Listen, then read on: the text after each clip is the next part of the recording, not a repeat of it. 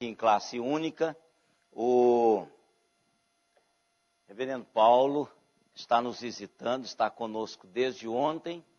Já usufruímos lá da bênção, da presença do pastor Paulo. E ele vai trazer aos nossos corações uma mensagem e depois vai abrir também para a gente fazer perguntas do trabalho dele lá esses quase 3 anos, já de África. Então ele veio visitar os pais, aliás, o pai que teve um AVC e está muito mal. Então ele veio fazer uma visita ao pai, passar esses 10 dias, mas volta logo, antes do final do ano, para estar com a família e com a igreja lá em Bissau. Então, passar a palavra para o pastor Paulo. Você tem até 10h10. 10h10 a turminha quer cantar. A minha primeira palavra é de gratidão. Gratidão a Deus que tem nos abençoado. Deus que me salvou, que me chamou para o ministério e que tem me sustentado a minha família lá em Guiné-Bissau. Deus tem nos abençoado ricamente, nossa vida, o ministério, o trabalho. Temos recebido muitas bênçãos de Deus, nós agradecemos. Agradecemos também as igrejas aqui no Brasil, essa igreja, o conselho da igreja que tem sempre mandado fielmente as ofertas. O pastor Ezequiel, que é o meu procurador aqui no Brasil, tem algumas coisas que tem que ser resolvidas, e ele que tem autorização para ir no banco, algumas coisas, às vezes precisa mandar um dinheiro urgente. E então, obrigado pela força. O presídio Mané também, de vez em quando precisa da ajuda dele, a Elda.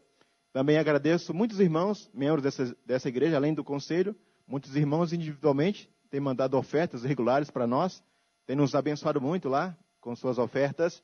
Então, que Deus os abençoe. Sou muito grato a Deus por esses irmãos. Sei que muitos também oram, e isso é importante, porque nós não precisamos somente de recursos, principalmente de oração. Então, aqueles que oram também por nós, nós agradecemos esse sustento, esse suporte, porque a obra de Deus, especialmente missões, é um trabalho de parceria. Não é um trabalho de um homem, de uma pessoa. É um trabalho em parceria. Então, aqueles que estão no campo, na linha de frente, também dependem de pessoas que estão aqui segurando as cordas, apoiando, incentivando. E isso Deus tem nos abençoado, levantado irmãos e igrejas fiéis que têm nos abençoado lá na Guiné-Bissau. Eu vim especialmente para visitar meu pai, lá no Guarujá, que está gravemente doente. E vou ficar aqui até o dia 26, depois retornar para estar com minha família. Em junho do ano que vem, nós vamos retornar com toda a família para férias, em torno de 3 meses, e retornar para mais 2 anos no campo, porque sentimos que Deus tem nos dirigido dessa forma. Então, é assim. Depois, no final da mensagem, vamos falar mais um pouco do trabalho e também abrir para perguntas para os irmãos. Então, eu quero dividir em 3 tempos. Vou pregar uma mensagem da palavra de Deus, mais ou menos uns 25 minutos, depois falar um pouco do nosso trabalho e abrir para perguntas, para que os irmãos possam tirar suas dúvidas, saber algumas curiosidades de Guiné-Bissau, do trabalho, como é que é feito, como pode participar. Assim, nós vamos crescer juntos nessa manhã. Eu quero ler lá em 1 Samuel, capítulo 30, de 1 a 6.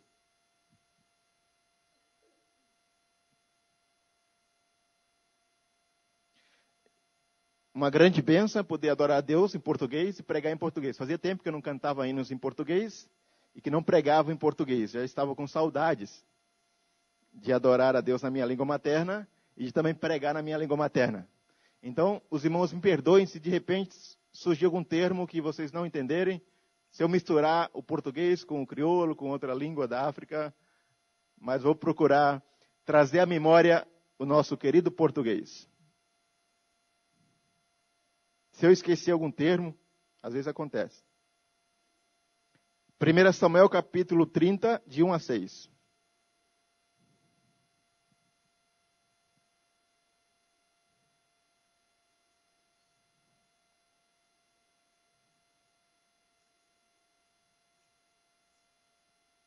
Nossa mensagem estará baseada no capítulo 30, 29 e 30 de 1 Samuel. Mas por hora, lerei apenas capítulo 30, de 1 a 6. A palavra de Deus assim nos fala. Nos colocamos em pé para lermos a palavra de Deus. 1 Samuel 30, de 1 a 6. O texto sagrado diz assim: sucedeu, pois, que, chegando Davi e os seus homens, ao terceiro dia, a Ziclague, já os amalequitas tinham dado com ímpeto contra o sul de Ziclague, e a esta ferido e queimado. Tinham levado cativas as mulheres que lá se achavam, porém a ninguém mataram, nem pequenos nem grandes, tão somente os levaram consigo e foram seu caminho. Davi e seus homens vieram à cidade, e ele a queimada, e suas mulheres, seus filhos e suas filhas eram levados cativos. Então Davi e o povo que se achava com ele ergueram a voz e choraram, até não terem mais forças para chorar. Também as duas mulheres de Davi foram levadas cativas, a Enoã e a Jezreelita, e Abigail, a viúva de Nabal, o carmelita. Davi muito se angustiou, pois o povo falava de apedrejá-lo, porque todos estavam em amargura, cada um por causa de seus filhos e de suas filhas. Porém, Davi se reanimou no Senhor, seu Deus. Vamos orar? Deus e querido Pai, nessa manhã nós estamos na Tua presença para Te adorar, para aprender mais um pouco da Tua palavra, para também, ó Deus, ouvir acerca da Tua obra em outras partes do mundo. Para nós percebermos de forma mais clara que Tu és um Deus que atua no Brasil, no mundo, que alcança vidas, ó Pai, de todos os povos, tribos e nações, porque Tu és um Deus glorioso, Deus de toda a terra, que tem feito maravilhas em todo o mundo. E tem nos abençoado, nos sustentado e nos dado o privilégio, a bênção de sermos participantes da Tua obra, de sermos parceiros, de sermos, ó Pai, instrumentos da Tua graça, Senhor. Muito obrigado por esse privilégio, por essa grande responsabilidade que queremos usar com alegria, com gratidão, com zelo, para a glória do Teu nome. Abençoa a Tua igreja nesta manhã. Traz edificação, traz, ó Pai, despertamento à nossa vida, para a glória do Senhor e salvação de almas, em nome de Jesus. Venha, Deus, falar ao nosso coração. É o que Te pedimos e oramos, em nome de Jesus. Amém. Podemos nos assentar? Queridos, nós estamos sempre numa guerra, numa batalha, em qualquer lugar do mundo, seja dentro ou fora de casa. Depois de algum tempo na África, alguns podem pensar ao meu respeito, ao respeito da minha família, ali está um verdadeiro herói. Afinal de contas, deixou sua pátria, seus familiares, o conforto da sua pátria, para servir a Deus num país pobre sem infraestrutura. Isso é verdade, mas, apesar disso, não sou um herói. Sou um servo de Deus que procura obedecer à vontade dele em qualquer canto da terra. Como todo ser humano, sinto saudades, momentos de fraqueza, desânimo, angústia, cansaço. Todavia, o Senhor me fortalece, me reanima, como fez com Davi. Também, logo poderemos ser comparados a mendigos. Lá vem um missionário pedir dinheiro e nos fazer lembrar que há muita pobreza física e espiritual no mundo. Enquanto nós gastamos muito dinheiro com futilidades, ele fala que precisa de dinheiro e às vezes nós gastamos 200, 300 reais com Coca-Cola e sanduíches gostosos, mas se consumir de excesso, fazem mal à saúde. Não somos mendigos, somos servos de Deus que trazem a oportunidade de abençoar a igreja, de desafiar a igreja a participar do grande projeto de Deus, que é a obra missionária, que é a evangelização do mundo. Então, queridos, um missionário não é um herói, é um homem comum, como vocês, não é um mendigo, é um servo de Deus, como vocês, que serve a Deus em outras partes do mundo. Isso é uma batalha dentro de casa, dentro da igreja, que nós travamos. Primeiro eu chamei sua atenção para uma batalha dentro de casa, dentro da igreja. Mas, agora eu quero chamar a sua atenção para outra batalha. A batalha que Davi e seus homens travaram fora de casa. Travaram para recuperar suas mulheres, suas crianças e seus bens. Um texto que nos fala de partes iguais. Nessa época, Davi já foi ungido rei de Israel. Foi ungido rei, só que ainda não tinha assumido o trono. Saul ainda reinava e com muita inveja perseguia Davi. E Davi teve que fugir para a terra dos filisteus. Como ele era um homem querido, um bom líder, lá ganhou a simpatia do rei filisteu, ganhou uma cidade, Ziclague, para morar com seus liderados. gente amargurada de espírito, gente endividada. Essas eram as pessoas que seguiam Davi, mas Davi soube liderar essa gente e soube conduzi-los à batalha e à vitória. O líder não trabalha somente com aqueles que estão bem. Às vezes você tem que pegar gente que está amargurado e trabalhar com ele e conduzi-lo para o projeto de Deus. Certo dia, os filisteus se juntaram em Afeca para pelejar contra os israelitas, contra Davi, contra os israelitas. E Davi, ele era leal ao rei filisteu. Ele queria lutar ao lado dos filisteus. Só que os filisteus falaram assim, esse negócio não vai dar certo. Davi é um rei fiel. A hora que ele olhar para o seu povo, ele vai desistir, vai mudar de lado. Se ele mudar de lado, nós estamos perdidos. Então, Davi, vai para casa, pega seus homens, vai para casa. Não quero que você lute conosco, não. O rei queria, mas os príncipes pensaram assim, esse Davi aí, a hora que chegar lá na terra sua terra, seu povo, a hora que encontrar o seu povo, ele vai mudar de lado, vamos deixar ele aqui. Então, Davi foi proibido de ir para a batalha junto com os filisteus. Davi voltou para a sua cidade de Ziclag com seus homens. Só que quando ele chegou em Ziclag, a desgraça estava feita. A cidade queimada, destruída, as mulheres, as crianças levadas, os bens também foram levados, e aquela desgraça total. Nessa situação, os homens de Davi queriam apedrejá-lo. Falaram, Davi, o que você fez? Nosso líder, onde você nos levou? O que Davi fez? Diz o texto, porém Davi se reanimou no Senhor seu Deus, orou, buscou a vontade de Deus, no versículo 7, chamou o sacerdote, chamou o homem de Deus, falou, ora, vamos buscar a vontade de Deus para essa situação. Depois de se reanimar no Senhor, ele foi. O que tem que ser feito? Vai lá e persegue, recupera seus bens, suas mulheres, suas crianças. Davi foi com esses homens para libertar os seus cativos. Todavia, do grupo que estava com Davi, 600 homens, só 200 puderam atravessar o rio e lutar. 400 que puderam atravessar o rio e lutar. 200 estavam cansados, ficaram do outro lado do rio, segurando as bagagens, cuidando das bagagens, porque eles estavam cansados, não puderam ir. E Davi, com esses 400 homens, alcançou os amalequitas, venceu os amalequitas, recuperou as mulheres, as crianças, os bens, e voltaram vitoriosos. Só que quando eles voltaram, esses 400 homens, quando Davi voltaram e encontraram os 200, o que aconteceu? Diz o texto que os filhos de Belial, aqueles que eram maus, que não temiam o Senhor, disseram, não, nós não vamos dividir os bens. Vocês que não foram lutar, pegam suas mulheres, suas crianças e vão embora. Davi, calma. Davi era um líder sábio, temente a Deus, compassivo. Ele diz, calma, irmãos, não é assim que nós resolvemos as causas. Nós tememos a Deus, foi Deus que nos deu a vitória, não é assim. A partir de hoje, todos vão ter direitos iguais. Os que foram para a peleja, que lutaram, os que ficaram aqui, também vão ter partes iguais.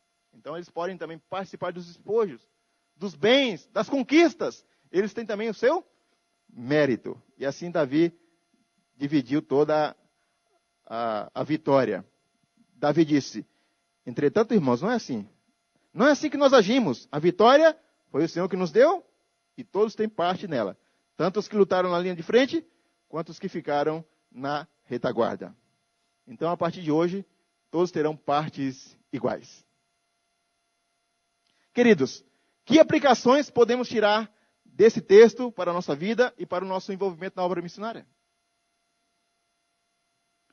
Primeiro, todos nós, eu e você, nós somos chamados à luta, não física, mas espiritual. Estamos numa grande guerra contra Satanás, contra nossa natureza, contra o mundo, contra aquilo que se opõe a Deus. Nós estamos numa luta. Todavia, nessa luta não adianta a arma, a força do braço, sua capacidade humana. Nessa luta nós precisamos de recursos espirituais, porque é uma luta espiritual. Nós precisamos da couraça da justiça, do capacete da salvação, da espada do Espírito, ou seja, precisamos da armadura de Deus. Em resumo, para vencer essa luta, Nós precisamos de uma vida de comunhão com Deus, pela oração, pela palavra. Precisamos de santidade de vida. Precisamos viver a realidade da palavra na nossa vida. Como Jesus, quando Satanás o confrontou, Jesus disse, está escrito. Não é assim que Deus quer para a minha vida.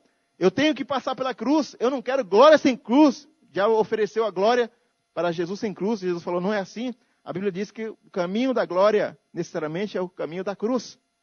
E para nós, antes da coroa de glória, há uma coroa de espinho, como Jesus. Antes de receber a coroa de glória, recebeu uma coroa de espinho.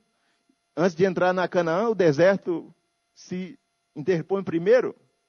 Antes de nós chegarmos no céu, estamos na peregrinação nesse mundo.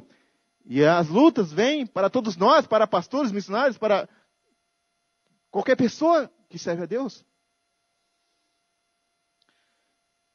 Talvez aqui nós percamos um pouco dessa dimensão espiritual, mas não deveríamos, porque estamos numa luta também, mesmo no Brasil, com todas as suas situações, estamos numa luta também. Por exemplo, lá na África, às vezes você está dormindo, você acorda, aquela luta, muitas vezes você não consegue dormir, aí você tem que orar. 5 horas da manhã você ouve a chamada da mesquita, Allah Akbar, aí você fica falando, não dá, esse pessoal não conhece Deus de verdade, se levanta 5 horas para orar, e eu aqui dormindo, vou ter que orar, e aquela luta, aí você com sono, e quer dormir, não consegue. A luta, uma batalha espiritual, e muitas vezes nós perdemos de vista. É claro que muitas vezes as pessoas nessa área cometem alguns excessos, exageros, mas os excessos e exageros não eliminam a verdade da luta espiritual que nós estamos. Como dizia o velho C.S. Lewis, o velho, mas já morreu, mas o velho no sentido de escritor, o Satanás geralmente ele gosta de prender os homens com 2 coisas. Nas cartas do inferno, o morcegão treinando o seu discípulo de aprendiz de demônio para pegar os homens. O morcegão deu um conselho, fala assim, leva as pessoas a pensarem, a cometerem 2 extremos. Ou que eu não existo, fazem elas pensar que eu não existo, porque eu vou lá e pego eles pela a incredulidade. Ou fazem eles pensar que eu tenho muito poder, porque eles desconsideram a obra de Cristo que me derrotou. Então, nessa questão de luta espiritual, às vezes há 2 exageros perigosos. Aqueles que, não, isso aí, negócio, não existe essa luta espiritual. E há aqueles que ficam preocupados demais com a luta espiritual, com o poder do diabo, esquece que Jesus o venceu, o derrotou, que nós olhamos para a cruz. Não para o diabo em si, mas para a cruz. Lá que nós temos a vitória. Mas nós estamos nessa luta espiritual. Tanto aqui no Brasil como no campo, nós vivemos essa dimensão. Não podemos perder de vista a importância da oração, da palavra, dos meios de graça, como a ceia. Não podemos perder isso. Porque é assim que nós nos alimentamos para vencer as lutas, os enfrentamentos da vida, tanto no Brasil como na África, em qualquer lugar do mundo. Segunda aplicação. Nessas batalhas que travamos, queridos, nos ferimos, passamos dificuldades e privações, mas não devemos desanimar. Temos que buscar sempre no Senhor novo ânimo, direção para prosseguirmos, como fez Davi. Davi, o que fez? Ficou lá, vou lamentar, vou murmurar, vou reclamar. Foi lá e buscou a Deus, se reanimou no Senhor para prosseguir. Ele buscou a Deus, mas tinha que lutar ainda. Tinha que vencer. Muitas pessoas, ao passar pelos enfrentamentos da vida, desanimam, se machucam, mas não sabem buscar a fonte da graça, o trono da graça para se recuperar, para prosseguir. Logo quando nós chegamos, colocamos os pés na Guiné-Bissau, o mosquito da malária picou o Timóteo. Porque quando você é picado, 10 dias depois, vem a manifestação. Então, 10 dias depois que nós chegamos na Guiné-Bissau, Timóteo pegou uma malária ainda mais forte.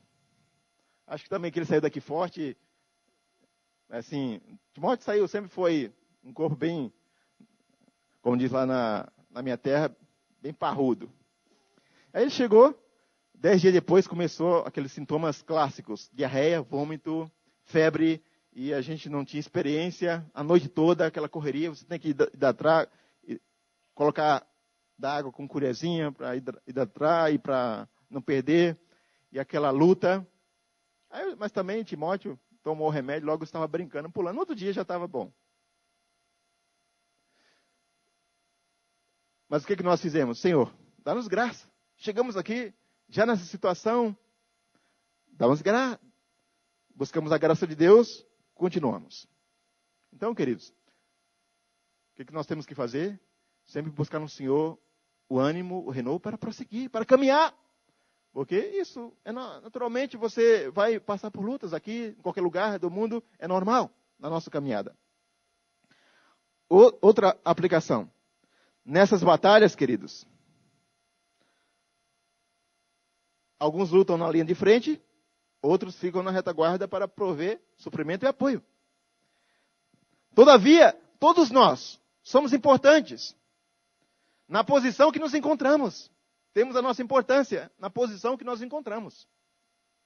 O exército de Deus, ele é aquele exército que tem que estar integrado para que haja sucesso lá no campo, na linha de frente. A igreja e o missionário têm que caminhar de mãos dadas, de joelhos dobrados, de bolsos abertos, para que haja vitória na linha de frente. Essa integração tem que ser uma boa integração. Tem que haver um bom comando, uma boa comunicação, para que as pessoas sejam libertas. Lá, aqui, tem que haver uma ligação forte de apoio, de oração. É o que nós chamamos de parceria. Não fazemos a obra sozinho. Precisamos de apoio, de retaguarda, de gente que ora, que investe, de igrejas que participam, que entendem que esse projeto é um projeto de Deus, que nós temos que participar também, que nós temos o nosso lugar, que nem todos vão ser missionários lá no campo, mas alguns têm a sua participação importante também, estrategicamente também. Muitas pessoas sonharam, desejaram estar lá, mas Deus tinha outros planos e perceberam que tinha sua importância aqui no Brasil. Porque se todos forem, quem que vai sustentar as cordas que vão? Então, queridos, é importante nós aprendermos como Davi mostrou para os seus homens. Esses não foram, mas ficaram aqui, guardaram as bagagens. Eles têm partes iguais também, participaram também dessa vitória. Essa conquista foi Deus que deu, mas é de todos nós. Então, quando acontece uma vitória lá, todos nós temos participações. Há um livro bom sobre parceria missionária, recursos e parceria, escrito pela Mônica Mesquita. Então, um livro que fala sobre essa questão. Eu escrevi um artigo também na revista da PMT sobre a importância de parceria. De igrejas e missionários participarem junto da obra de Deus, de todos os irmãos, membros de igreja, entenderem que missões não é um trabalho de alguém, não é um evento, não é um programa da igreja, é sua vida, é sua essência. Porque o nosso objetivo é glorificar Deus, proclamando o Evangelho para que as pessoas possam adorar a Deus conosco. Como que as pessoas vão adorar a Deus se elas não conhecem a Cristo? Então, nosso objetivo é glorificar Deus. Glorificamos a Deus também pregando o Evangelho para que as pessoas glorifiquem a Deus conosco. E esse é um desafio para todos nós. Outra aplicação que podemos tirar do texto é: os louros da vitória devem ser divididos igualmente. Todos merecem participação neles. Quando o missionário no campo prega o Evangelho, discipula alguém, forma um obreiro, os que investem aqui, que oram, também têm sua participação. Esse feito é um feito que todos participam. Os que estão lá, os que estão aqui. Por exemplo, dia 1º de dezembro, nós batizamos lá 24 pessoas, lá em Bissau. Nas nossas igrejas, temos 3 igrejas em Bissau, na capital. Batizamos 24 pessoas. Então, essa é uma vitória grande lá no campo missionário. Mas essa vitória também é uma vitória nossa, daqueles que estão aqui no Brasil orando por nós, daqueles que estão investindo lá, porque não poderíamos, humanamente falando, fazer esse trabalho se não tivéssemos uma boa retaguarda aqui no Brasil. Então, todos têm louros, têm méritos, né, humanamente falando. É claro que é Deus que nos abençoa, a vitória é dele. Mas nós participamos, ou seja, damos a nossa contribuição também nessa obra. Dia 26 agora de janeiro, com a graça de Deus, nós vamos ordenar o 4º pastor presbiteriano guineense. Temos 3 já ordenados, e agora será o 4º, dia 26 de janeiro. Foi aprovado já, escreveu sua monografia. Eu tive que mandar ele fazer de novo, porque não ficou bem. Aí os seminaristas aqui presentes, prepare bem a monografia. Aí eles escreveram, o rapaz escreveu, ele veio, estudou no Brasil, fez um estudo bíblico no Brasil, retornou para Guiné-Bissau em março. Nós o treinamos mais um pouco, aí ele foi escrever sua monografia, pregar seu sermão de prova. Ele tinha que pregar na língua crioulo, que é a língua nacional lá da Guiné-Bissau. Mas ele foi pregar em português, aí não foi bem. Eu falei, não, você tem que pregar em crioulo, prega de novo. Aí ele escreveu o trabalho, não estava bem, reescreveu, aí agora apresentou em novembro, foi aprovada, e foi aprovada a sua ordenação. Então essa é uma vitória muito grande. Daqui a pouco nós teremos um grupo bom de pastores nacionais que terão condições de fazer o trabalho melhor do que nós. Podem penetrar mais profundo na língua, na cultura do seu povo, do que nós, missionários. Então, meu trabalho principal na Guiné-Bissau não é diretamente pastorear as igrejas que estão lá, as nossas igrejas presbiterianas. Igreja Presbiteriana da Guiné-Bissau. É formar a primeira geração de pastores. Essa tem sido a minha contribuição, pela graça de Deus, de formar a primeira geração de pastores. Para que esses possam formar outra geração e que na próxima geração possa ter uma geração só de pastores nacionais pastoreando nas suas igrejas.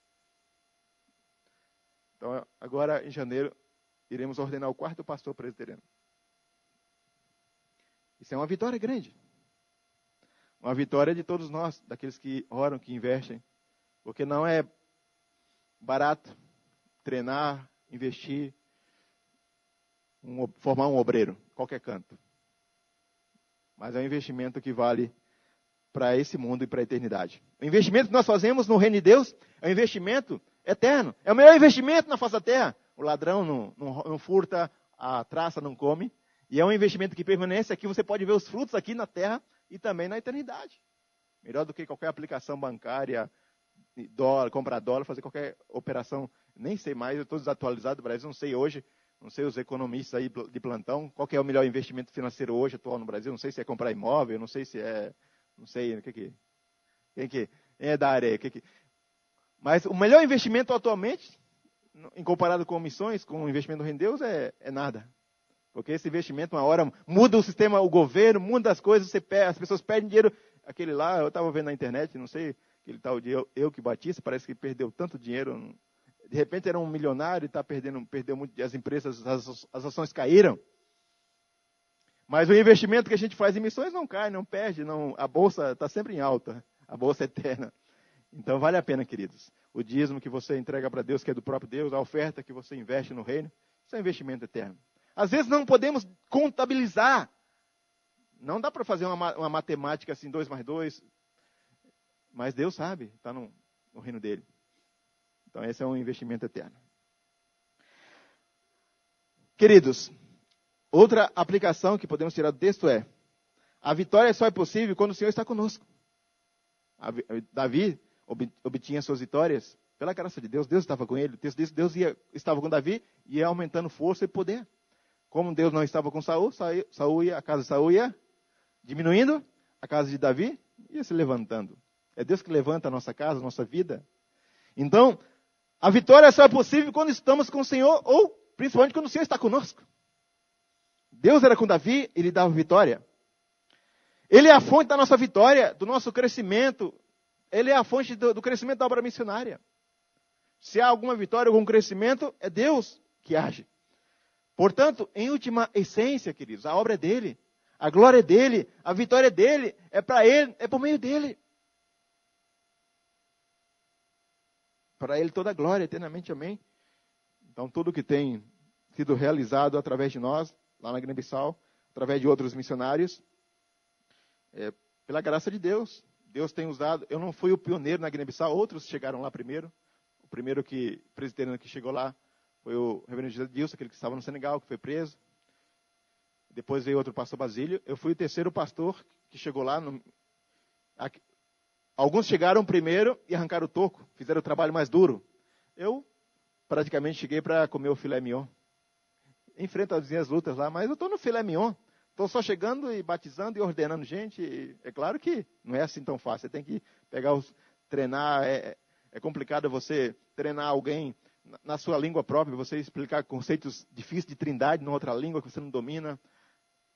A cabeça ferve, você explicar conceitos que você tem dificuldade na sua própria língua. Então, você treinar um obreiro, formar... Às vezes você vai dormir, a cabeça está fervendo, de tão cansado dos desgastes natural, das línguas, da dificuldade que você às vezes não consegue ser bem entendido ou entender bem. Agora você vai, com o tempo, você vai percebendo se foi entendido ou não, se está se comunicando bem ou não. Mas não é fácil. Mas é a vitória do Senhor, é Ele que tem nos abençoado. Davi obtinha vitórias porque o Senhor era com ele.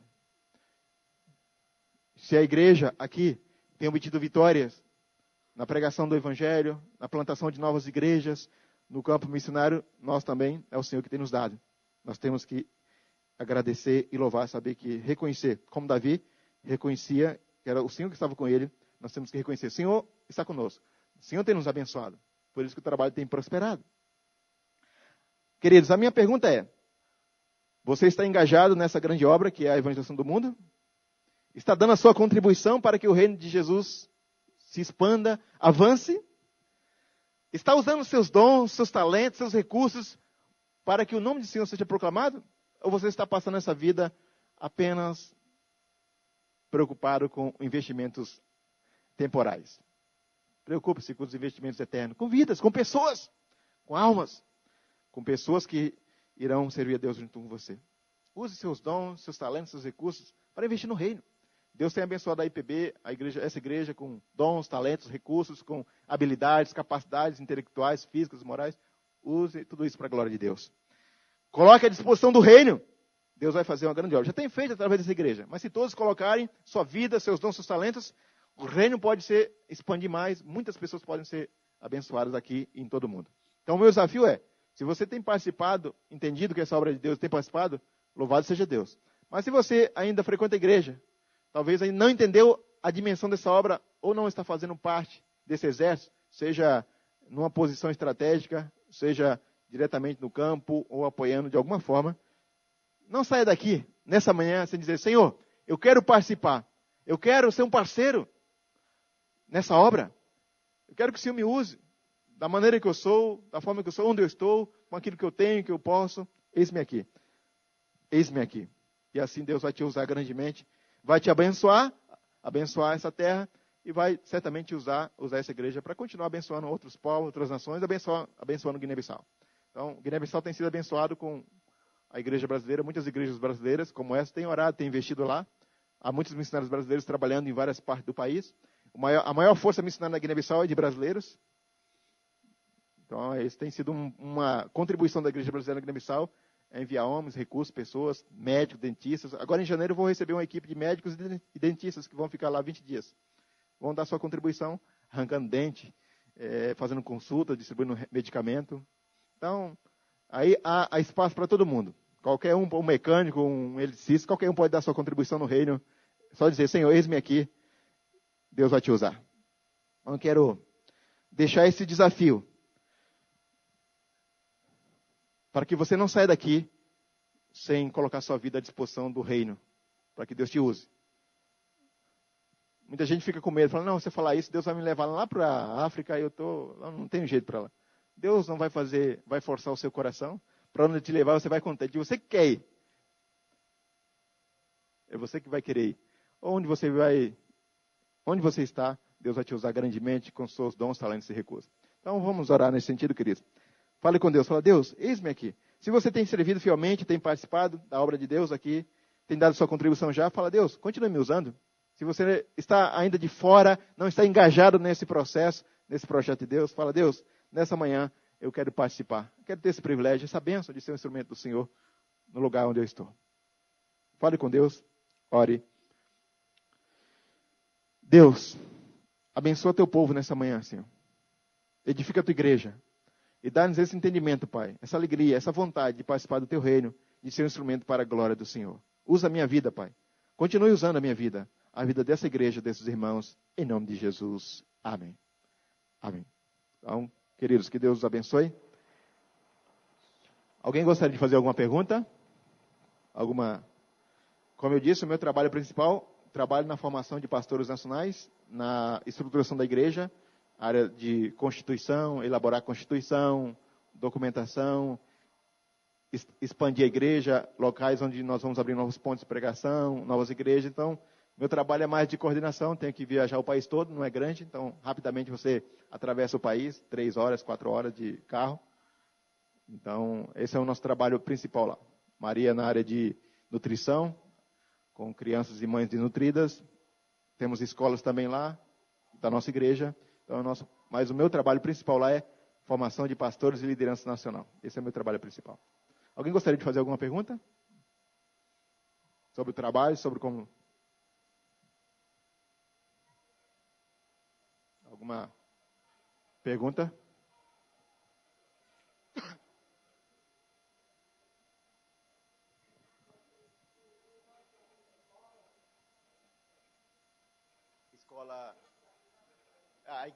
A nossa igreja em Guiné-Bissau tem várias escolas.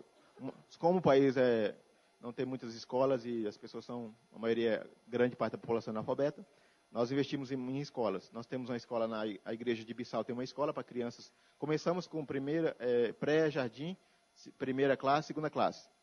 Seria o segundo ano aqui. Em Gabu também, nós temos escolas nas Sabancas. Agora os nossos filhos estudam na escola portuguesa em Bissau. Minha filha está na 10ª classe, aí meu filho está na 5ª classe, estuda na escola portuguesa, segue o currículo de Portugal, aí a gente tem que atualizar com geografia, história do Brasil. Então, mas a nossa igreja tem 3 escolas lá. A nossa igreja, a Igreja Presbiteriana da Guiné-Bissau, a denominação seria a nossa IPB aqui.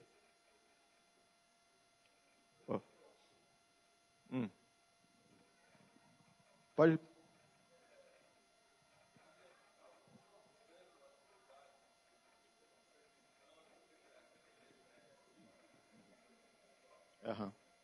Muito bem.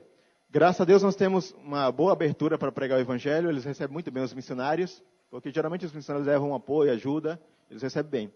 Não é uma perseguição direta. Na região leste, que predomina mais o islamismo, não há uma perseguição oficial, mas se alguém se converte do islamismo, geralmente a família daquela pessoa que vai persegui-lo, que vai abandoná-lo, deserdá-lo, então ele vai ter que ser acolhido por alguém por um tempo. Então há essa situação. Aqueles que se convertem, que não é muçulmano, geralmente não há tantas implicações. Mas mesmo assim não é uma perseguição oficial tão dura, tão drástica como no Senegal, como no Oriente Médio. Mas o convertido do islamismo, em qualquer lugar do mundo, ele vai ser perseguido pela sua própria família. Deserdado, rejeitado. Mas com o tempo, depois que ele passa esse tempo, vence, e se Deus abençoa, a família vai respeitá-lo depois. O português é a língua, mas ninguém fala o português. Não se fala o português, você não entende, não consegue... Porque o português não foi ensinado, os portugueses não ensinaram o português na Guiné-Bissau. Até em Angola, Moçambique, Cabo Verde, o português é bem falado. Em Guiné-Bissau, não. A língua oficial é o crioulo, que é uma mistura do português com as línguas nativas. Então, é uma língua, assim, algumas coisas são fáceis, tem muita influência do português de Portugal. Por exemplo, banheiro é casa de banho, é o mesmo no português de Portugal. Então, se eu quero falar, na bai casa de banho, ou seja, eu vou no banheiro. É assim que se fala. Peraí, deixa eu ouvir a pergunta desse lado aqui.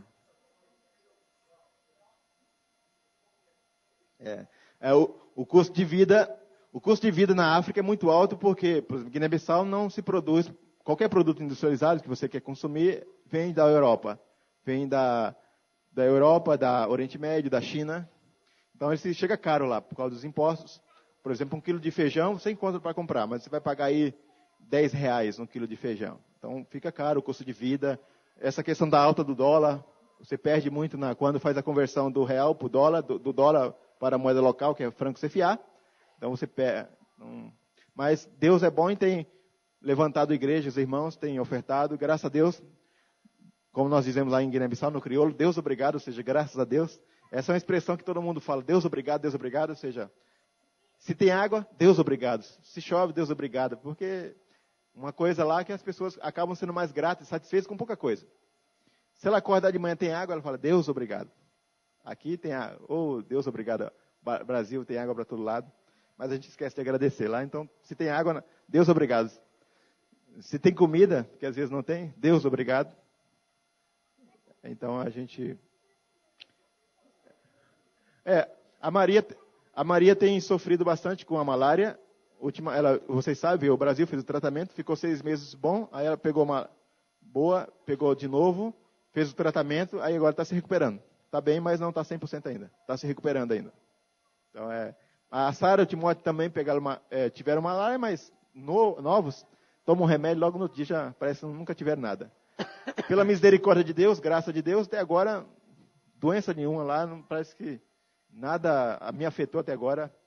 Deus obrigado, é misericórdia de Deus.